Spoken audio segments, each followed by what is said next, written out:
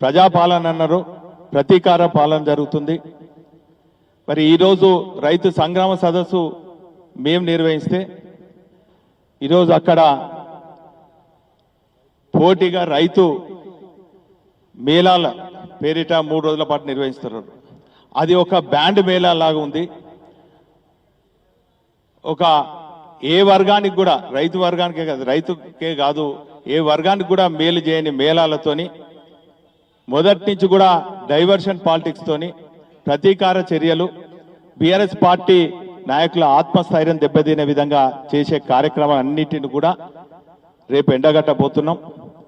ఖచ్చితంగా ఒక బాధ్యత ప్రతిపక్ష పార్టీగా, గులాబీ సైనికుగా రైతులు ఎదుర్కొన్నటువంటి సమస్యల పైన ఖచ్చితంగా పోరాటం చేస్తామన్నటువంటి విషయాన్ని కూడా ఈ సందర్భంగా తెలియజేసుకుంటూ, సరే 4-5 రోజుల నుంచి మేము నిర్ణయించుకున్న తర్వాత నుంచి అధికారులు కానీ స్థలాల విషయంలో అనేక ఇబ్బందులు పెట్టినటువంటి విషయం మీ అందరికీ కూడా తెలుసు.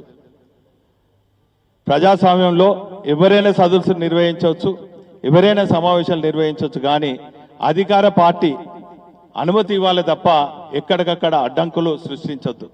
అయినప్పటికీ కూడా అనేక రకాల అవరోధాలు, అనేక రకాలుగా అనుమతులు ఇవ్వకుండా వేధించినప్పటికీ కూడా ప్రజాస్వామ్యబద్ధంగా అన్ని అనుమతులు తీసుకొని చేసినాం.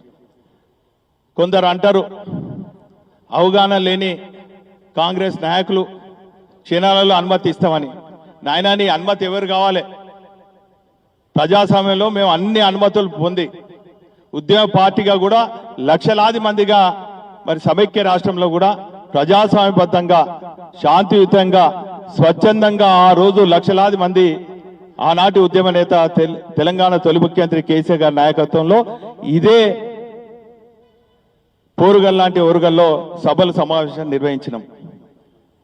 మీరు ఎన్ని అవరోధాలు చేసినా, ఎన్ని ఆటంకాలు సృష్టించినా పొద్దున్న నుంచి చూస్తున్నారు. మా కార్యకర్తలందరూ కూడా స్వచ్ఛందంగా మా నాయకుడు వస్తుండు, రైతులకు భరోసా ఇచ్చే కార్యక్రమం చేస్తున్నారని చెప్పి స్వచ్ఛందంగా మా కార్యకర్తలందరూ కూడా డెకరేషన్ చేసుకుంటుంటే, ఫ్లెక్సీలు ఏర్పాటు చేసుకుంటుంటే, హోర్డింగ్స్ కట్టుకుంటుంటే, రకరకాలుగా మరి అనుమతి పొందినప్పటికి కూడా ఎక్కడ పడితే అక్కడ చించేసుడు, పలగొట్టుడు, కూలగొట్టుడు, చివరికి మరి ఈరోజు ఆత్మస్థైర్యం దెబ్బతినే విధంగా పోలీసులు వేధిస్తున్నారు.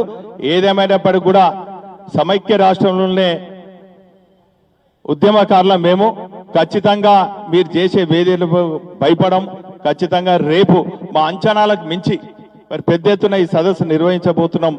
ఈ ఉమ్మడి వరంగల్ జిల్లా వేలాది మరి 1000 పైచిలుకున్నటువంటి గ్రామాల నుంచి ప్రతినిధులు హాజరు కాబోతున్నారు.